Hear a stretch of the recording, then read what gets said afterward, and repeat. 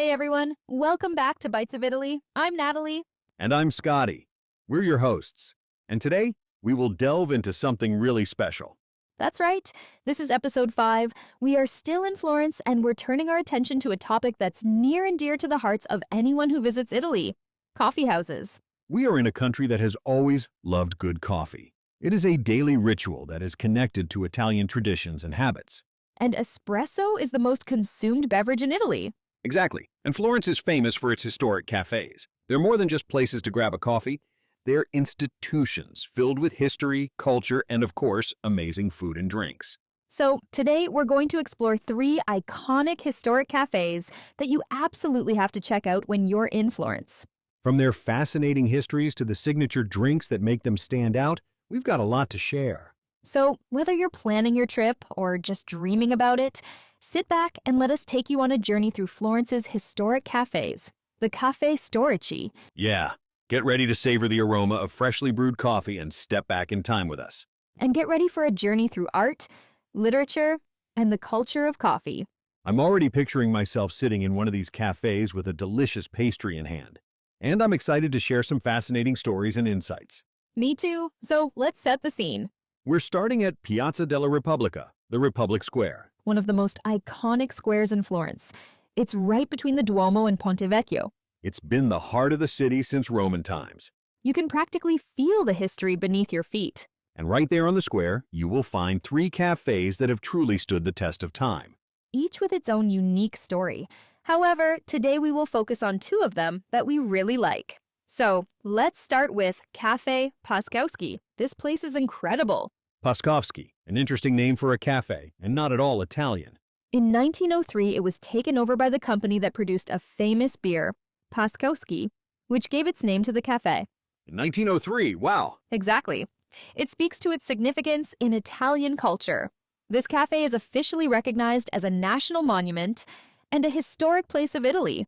Wow, a cafe that's also a national monument. Yeah, it first opened its doors in the late 19th century and quickly became a brewery and refreshment point, accompanying the Florentine evenings with the formula of coffee concert, which means a cafe offering a light musical program. Hence, the full name of the cafe is Caffè Concerto Paszkowski. And then, in the early 20th century, it became the place to be for Italian writers and intellectuals. I can just imagine all those brilliant minds gathering there, sipping their coffee and debating the latest literary trends. The atmosphere must have been electric. And it still is today. They have these coffee concert evenings that attract music lovers and artists from all over the world. So, it's a blend of history and contemporary culture. But isn't that a bit of a tourist trap? Well, it's popular, sure, but it's held on to its charm. Okay, but how? The real charm is the history, but also what you mentioned. The blend of old and new, historic tea rooms, modern outdoor seating, and locals still go there, especially for the coffee and the cocktails. Right. It's open all day long, from morning coffee to a late-night cocktail. Yeah, perfect for any time of day. So, tell us about those signature cocktails I've heard so much about. Each one inspired by the cafe's history. For example, the Karol cocktail, a tribute to the founder Karol Paszkowski, owner of the first Florentine brewery. It's a modern take on the classic Clover Club, combining gin with home-brewed beer, barley malt, thyme, and raspberry cordial, topped with cherry soda. So, their cocktails are special, not just like sugary concoctions. No, these are crafted. And each one's got a story tied to the cafe's history. So, you can sip on a drink and feel like you're stepping back in time. Absolutely. Okay, but what about the food? Caffè Concerto offers an agile menu ranging from classic homemade toasts to cold deli snacks, as well as a proposal of the day, available for lunch for table service. Plus, pastries made by not 1 but 2 master pastry chefs. That's impressive. Yeah, they take their pastries seriously. Okay, I'm in. Now, just across the square, you'll find Caffè Giubbe Rosse, another gem with a completely different energy. What's the vibe like there? Giubbe Rosse is where dreams and passions were born. It sounds intriguing. Tell us more. The story of Caffè started in 1897 when the Reininghaus brothers, brewers of German origins, opened a Viennese-styled brewery. The place was originally called Reininghaus Brewery and drew from the Viennese fashion of the time, the custom of wearing red jackets by waiters. So chic. So that's where the name comes from. Giubbe Rosse means red jackets. Exactly. The locals had trouble with the German name. I can imagine. So they started saying, let's go to the place with the red jackets. And the name stuck. It's a name with a story. I love it. But Giubbe Rosse is about so much more than just its name. It was a haven for poets, writers, and intellectuals. A true literary salon. It became so influential that one room was dedicated as the permanent headquarters of the Florentine Futurists. The Futurists. Wow, they were a radical group for their time. They wanted to break free from the past and embrace the future, modernity, speed, technology, a real jolt of energy in the early 20th century. Yeah, and this historic cafe was even a reading club, birthplace of avant-garde magazines. Wow, that's a serious pedigree. Yeah. Alberto Viviani, an Italian writer and journalist born in Florence, called it a breeding ground of dreams and passions. So, Giubbe Rosse was a hub for their artistic and social experiments. And it's still standing today. Amazing. It survived all that time? Exactly, and it's been renovated, but that aura, it's still there. Tell us, what can we expect today? Restored to its former glory. Waiters in red jackets, all-day menu, everything from breakfast pastries to dinner. But I'm hearing it can be a bit pricey. You're right, it's on Piazza della Repubblica. Prime location. But I'd say the atmosphere and the history are worth the splurge. Good point. For me, it's a great place for coffee or an aperitivo to soak up the atmosphere.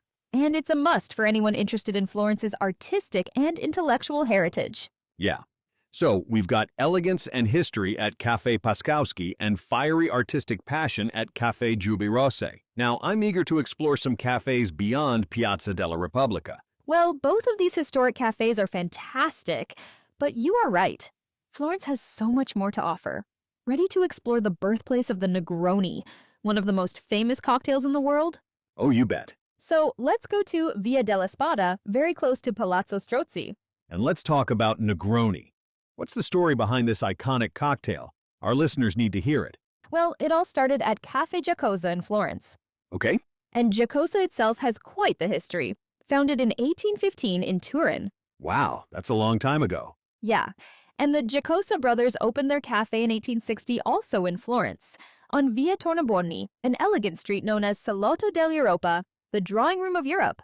The drawing room of Europe? It was the place to be for high society, artists, intellectuals. Sounds glamorous. It was. And picture this, around 1920 in Florence. Caffè Giacosa is buzzing. A regular patron, Count Camillo Negroni, walks in. A man of discerning taste.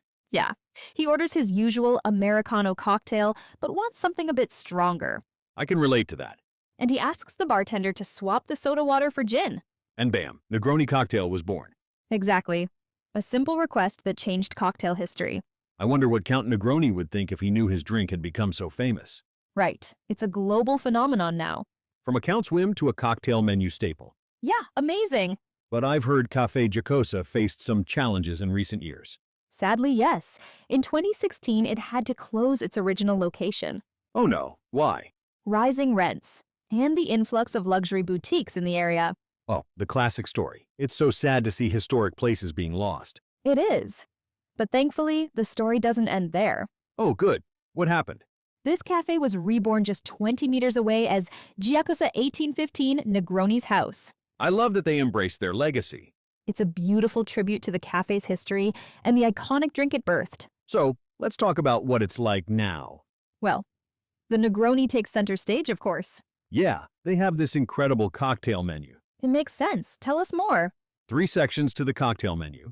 They have classic Negronis, of course. Classic Negroni, with equal parts Campari, gin and vermouth, bold and bittersweet. Exactly. Then they have modern twists on the classic like Chamon cocktail, a reinterpretation of the white Negroni. I'm intrigued. And they even have their own Giacosa creations. Giacosa creations? What are those? Unique concoctions you won't find anywhere else. Give us an example. Well, imagine a citrus bloom cocktail in which premium vodka, made from durum wheat grown in Altamura in Puglia, meets raspberry and rose shrub and acqua di cedro, an Italian liqueur made with cedro lemons. Wow, that's a unique combination. But it's not all about cocktails, is it? No, Giacosa is an all-day cafe. Coffee, pastries, savory snacks, something for everyone. Adapting to the Florentine rhythm. I like it. But is it authentic, or is it all just for tourists now? Locals love it. There was a lot of buzz when it reopened. That's a good sign. It means it's authentic. Exactly. So, Caffè Giacosa has managed to retain its place in Florentine culture. It has. It's a true gem. And what do you recommend for the ultimate Giacosa experience? Well, besides coffee and Negroni, try some Negroni-inspired desserts. Like what? The Negroni mousse with chocolate. Oh wow, I'm adding it to my list. You won't regret it. But now, let's get practical. Let's imagine you're in Florence. You're ready to step into one of these cafes. What do you need to know to really experience them like a local? First things first, coffee etiquette. Oh yes, Italians take their coffee seriously. So, here are a few tips. Okay, I'm all ears. In most historic cafes, you order and pay at the cash register. Okay, Then take your receipt to the barista. got it. And remember, un café is a strong espresso. Not a large cup of coffee like we might be used to. Right. So, that's how you avoid the coffee confusion. Exactly. What if I want something milder? What are my options? You could try cappuccino, the perfect balance of espresso, steamed milk, and foam. But there are rules about cappuccino. It's typically a breakfast drink. So, no cappuccino after lunch. You can, but you might get some strange looks. Duly noted. Are there any other unspoken rules or etiquette we should be aware of? Oh, for sure there are some cultural nuances to be aware of.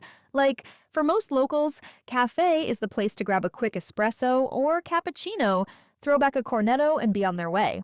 And typically, coffee is cheaper at the counter than when you're sitting at the table, so keep that in mind. And don't expect to linger at the bar for too long. No pulling out your laptop and trying to set up shop at the espresso bar? Not really, no. Now, what about timing? Timing is important. These cafes are popular. They are. So when's the best time to go? Well, early mornings are magical. Early mornings. There's a certain quiet hum before the city fully wakes up. It's the perfect time for people watching. A cappuccino and a pastry. What if I prefer a more social atmosphere? Late afternoon around aperitivo time is great. Aperitivo time. Now, what exactly is aperitivo? It's a pre-dinner drink and snack ritual. Italians gather in cafes and bars between, say, 6 and 8 p.m. to unwind after work Makes sense. and enjoy drinks and small bites before dinner. So, it's like a happy hour. Kind of. And many cafes offer complimentary snacks with your drinks. So, it's a great way to sample some local flavors. Yeah. Now, I know we've been talking a lot about the drinks and the food, but these historic cafes are more than that, right? You're right. These are places where generations have gathered, shared stories, created memories. They're cultural institutions filled with stories, like living museums.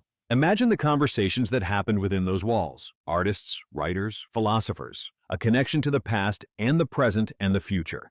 It's pretty amazing. It is. And I think it's important to remind our listeners that Italy is a country best explored slowly. You're right. It's not about rushing from one site to another. Exactly. It's about savoring the atmosphere, wandering through those charming streets. And these historic cafes are the perfect places to pause, to truly soak up the essence of Florence. Yeah, these cafes are a gathering place, a center of social life for the neighborhood. There you could see people having their espresso, chit-chatting with their friends about the game last night, and taking a little more time getting going in the morning. It's a good way to feel the rhythm of community, to appreciate the beauty of everyday moments. And to take a moment to really appreciate the details. Architecture, antique clocks, marble countertops. So, dear listener, put away your phone. Be present in those moments. Soak it all in. And before we wrap up, out of all the historic cafes we've explored, is there one that stands out as a must-visit? That's a tough one. I know, right? They are all amazing. They do. But if I had to choose, I'd say Caffè Paszkowski, that blend of history, elegance, and lively energy. It's special. Yeah, you could start your day there with a coffee, then spend the day exploring galleries and museums. Maybe with a break in one of the osterias recommended by us in previous episodes of Bites of Italy. Good point. And end your day with Negroni at the Caffè Giacosa. Sounds like a plan. Well, folks, there you have it. We've explored these amazing historic cafes. Yeah, we've even talked about some of the drinks and food. We hope you've enjoyed the journey and discovered some new places to add to your travel list. Remember, these cafes are more than just places to eat and drink.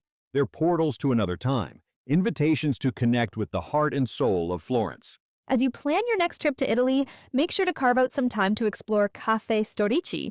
And stay tuned for part 2, where we'll venture off the beaten path and discover third-wave cafes in Florence. You won't want to miss it. And don't forget to subscribe to Bites of Italy so you never miss an episode. We've got more delicious discoveries and travel tips coming your way soon. Until next time, Bon café! happy caffeinating! Ciao!